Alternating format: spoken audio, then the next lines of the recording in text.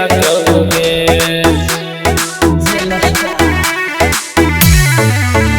आगे के काम बड़ा बड़ा गाया कबा के धके सुधारिए दे लगोगे। आगे मगही में अमर पाली के रोशन नचाइए दे लगोगे। भोजपुरी से लाके मगहिया में रोहिया नचाइए दे लगोगे।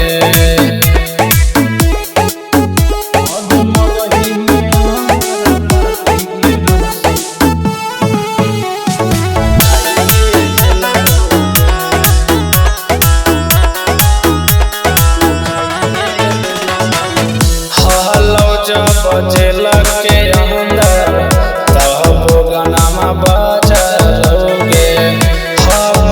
अभी बाहर में रोहिया कौचिया बकरा दोगे।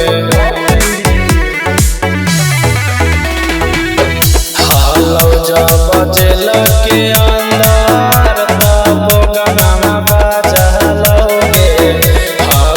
अभी बाहर में रोहिया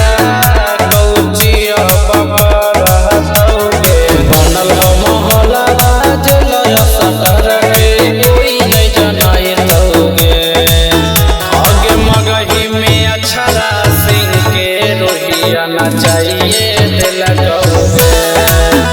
आगे मगही में अक्षरा सिंह के रोहिया नचाइए दे लगोगे।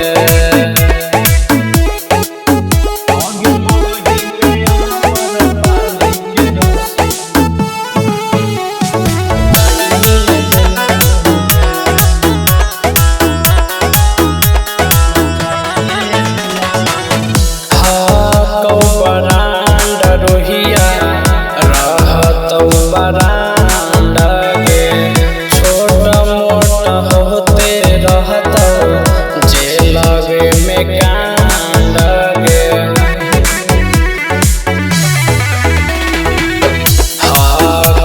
बरांडा रोहिया रहत बरांडा के होते रहत छोट मोट